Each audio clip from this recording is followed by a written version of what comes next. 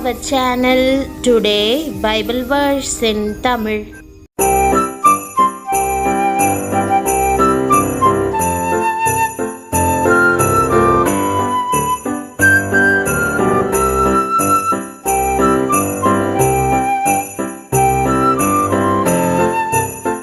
இன்றைய வசனம் ஓசியா 6ஆம் அதிகாரம் 3ஆம் வசனம். கிறிஸ்துவுக்குள் பிரியமானவர்களே, நம்முடைய ஆண்டவரும் இரட்சகருமான இயேசு கிறிஸ்துவின் வல்லமையுள்ள நாமத்தில் உங்களை வாழ்த்துகிறேன். இன்றைய தினம் உங்களுக்கு சந்தோஷமானதாகவும் ஆசீர்வாதமானதாகவும் அமைவதாக. இன்றைக்கு தேவன் உங்களை விசேஷித்த வண்ணம் புதிய விதத்தில் ஆசிர்வதிப்பாராக. இன்றைக்கு தங்கள் திருமண ஆண்டு நிறைவை, பிறந்த நாளை அல்லது மற்ற முக்கிய நாட்களை கொண்டாடும் அனைவரையும் தேவன் அபரிமிதமாக ஆசிர்வதிப்பாராக. அப்பொழுது நாம் அறிவடைந்து கர்த்தரை அறியும்படி தொடர்ந்து போவோம். அவருடைய புறப்படுதல் அருணோதயம் போல ஆயத்தமாய் இருக்கிறது. அவர் மழையைப் போலவும் பூமியின் மேல் பெய்யும் முன்மாறி பின்மாறியைப் போலவும் நம்மிடத்தில் வருவார் என்ற வாக்குதத்த வசனத்தை இன்று நாம் தியானிப்போம். ஏற்ற காலத்தில் மழை பெய்தால் அது நமக்கு ஆசீர்வாதமாக இருக்கிறதல்லவா? அவ்வாறே ஆண்டவர் உங்கள் வாழ்வில் அவரது பரிபூரண ஆசீர்வாதத்தின் மழை பெய்யும்படி செய்வார். மழைக்கு பின் வயல்வெளியை பார்க்கும்போது பூக்கள் பூத்து குலுங்கி பசுமையாக காட்சியளிக்கும்.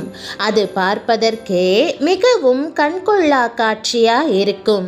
நான் உங்களை திக்கற்றவர்களாக விடேன், உங்களிடத்தில் வருவேன் என்று வாக்குதத்தம் செய்த தேவனும் உங்கள் மீது மனதுருகி பின்மாரியை பொழிந்து உங்களை பூத்து குலுங்க செய்வார். அவர் மழையைப் போல நம்மிடத்தில் வருவார் என்று வேதம் கூறுகிறது. நாம் பூத்து குலுங்கி கனி கொடுக்கும்படியாக தேவன் தாமே மழையைப் போல் நம்மீது இறங்குவார்.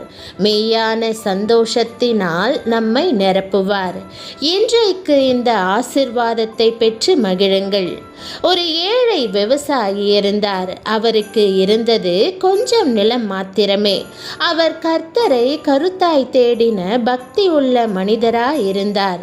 ஒவ்வொரு நாளும் வேதத்தை வாசித்து ஜெபித்து விட்டுதான் விவசாய வேலையை கவனிப்பார். மழை இல்லாதபடியினால் நிலம் தண்ணீர் இல்லாமல் விளைச்சல் குறைய ஆரம்பித்தது. மற்ற விவசாயிகள் எல்லோரும் பலவித குறுக்கு வழிகளை பின்பற்றி எப்படி வயலின் விளைச்சலை பெருக செய்யலாம் என்று யோசித்தார்கள். ஆனால் அவரோ ஒவ்வொரு நாளும் காலையில் உணவு அருந்தாமல் உபவாசத்தோடு ஜெபம் பண்ணி கொண்டே தன்னை தாழ்த்தி ஆண்டவரை நோக்கி கதறினார்.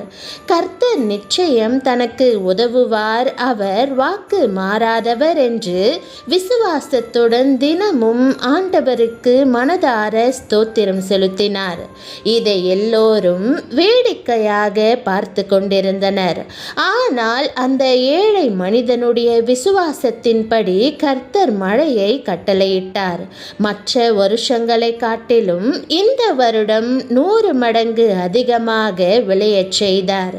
பிரியமானவர்களே, உங்கள் வாழ்விலும் பலவிதங்களில் கனியற்ற தேவைகள் நிறைந்த குறைவுள்ள வாழ்க்கையை நீங்கள் வாழ்ந்து கொண்டிருக்கலாம்.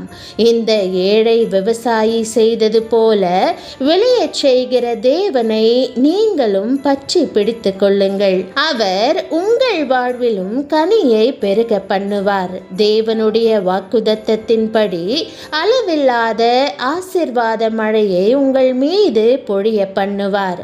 அவருடைய வார்த்தையை உறுதியாய் பற்றி கொள்ளுங்கள். கர்த்தரை தேடுகிறவர்களுக்கோ ஒரு நன்மையும் குறைவுபடாது.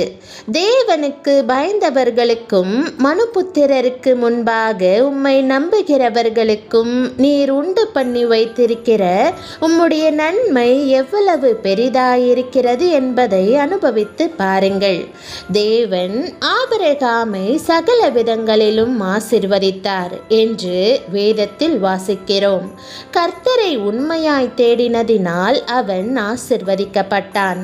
அவ்வாறே யாக்கோபை குறித்தும் வாசிக்கிறோம். அவன் தன்னை தேவனுக்கு முற்றிலும் அர்ப்பணித்து முழங்காற்படியிட்டு, கர்த்தாவே, நீர் என்னை ஆசீர்வதித்தாலொழிய உம்மை போக விடேன் என்று ஜெபித்தான். நாமும் இவ்வாறே இடைவிடாமல் விசுவாசத்துடன் ஜெபிக்க வேண்டும். தேவனோடு பேசுங்கள், அவரோடு நடங்கள், அவருடைய வழிநடத்துதலையும் ஆசீர்வாதங்களையும் கேளுங்கள். நாம் அவ்வாறு ஜெபிக்கும் போது என்ன நடக்கிறது? உம்மை உறுதியாய் பற்றி கொண்ட மனதையுடையவன் உம்மையே நம்பியிருக்கிறபடியினால் நீர் அவனை பூரண சமாதானத்துடன் காத்து கொள்வீர் என்று வேதம் கூறுகிறது. யாக்கோபு தேவனை தன் அருகில் வைத்திருப்பதற்கு எப்போதும் கவனமாயிருந்தான். அவனுடைய உண்மையின் நிமித்தம் தேவன் அவனுக்கு இஸ்ரவேல் என்னும் புது பெயரை அளித்தார். இன்றும் முழு தேசமுமே அவன் பெயரை கொண்டதாக இருக்கிறது. இது எவ்வளவு பெரிய ஆசீர்வாதம்! பிரியமானவர்களே, ஆபிரகாமையும் யாக்கோபையும் போல முழு மனதுடன் தேவனை தேடினால் தேவனுடைய பரிபூரண ஆசீர்வாதத்தையும் சமாதானத்தையும் வழிநடத்துதலையும் பெற்றுக்கொள்வீர்கள். இப்போதே ஜெபித்து இந்த ஆசீர்வாதங்களை பெற்றுக்கொள்வீர்களா? ஆண்டவரின் கரம் உங்களை வழி நடத்தட்டும். அவரது சமாதானம் உங்களை சூழ்ந்து கொள்ளட்டும். அவரது ஆசீர்வாதங்கள் உங்கள் வாழ்வில் நிரம்பி வழியட்டும். ஜெபம். அன்பின் பரம தகப்பனே, ஜீவனை தரும் மழையை போன்ற உம்முடைய பரிபூரண ஆசீர்வாதங்களை தருவதாக வாக்கு பண்ணுவதற்காக உம்மை ஸ்தோத்தரிக்கிறேன். நீர் என் வாழ்வின் குறைகளை எல்லாம் மாற்றி என் வாழ்க்கையை கனி நிறைந்த வாழ்வாக ஆசீர்வதிக்க உம்மால் மட்டுமே முடியும் என்று நான் விசுவாசிக்கிறேன். இன்றைக்கு என் கைகளின் பிரயாசத்தை ஆசீர்வதித்து அவற்றை பெருக செய்ய வேண்டும் என்று ஜெபிக்கிறேன். உமது வார்த்தை ஒருபோதும் தோல்வியடையாது. உமது வார்த்தையின்படியே நான் செழிக்கும்படி ஆசீர்வாத மழையை என் மீது ஊற்றும். நான் அவமானப்பட்ட அதே இடத்தில் என் தலையை உயர்த்தி அருளும். இன்று முதல் என்னையும் சகலத்திலும் ஆசீர்வதியும். ஆபிரகாமை போல உம்மை உண்மையாய் தேடவும், யாக்கோபை போல என்னை முற்றிலும் உமக்கு அர்ப்பணிக்கவும் எனக்கு போதித்தருளும். இடைவிடாமல் உறுதியான விசுவாசத்துடன் ஜெபிப்பதற்கு என் இருதயத்தை பலப்படுத்தும். ஆண்டவரே, நீர் என்னை ஆசீர்வதிக்கும் வரையில், என்னை வழிநடத்துகிற வரையில் உம்மை விடமாட்டேன். நான் எப்போதும் உம்மையே உறுதியாய் நம்புகிறபடியினால் உம்முடைய பூரண சமாதானத்தால் என் உள்ளத்தை நிரப்பும். உம்முடைய நித்திய உண்மையை நம்பி எப்போதும் உம்மோடு நடப்பதற்கு எனக்கு உதவி செய்யும். என் மேலும் எனக்கு அன்பானோர் மேலும் உம்முடைய ஆசீர்வாத மழையை ஊற்றியருளும். என் வாழ்க்கையில் உம்முடைய மகிமை காணப்படட்டும். உம்முடைய பரிசுத்த நாமம் மகிமை அடையட்டும் என்றும் இயேசுவின் நாமத்தில் ஜெபிக்கிறேன் நல்ல பிதாவே, ஆமேன். தேவனுடைய நாமம் மகிமைப்படுவதாக. ஆமேன்.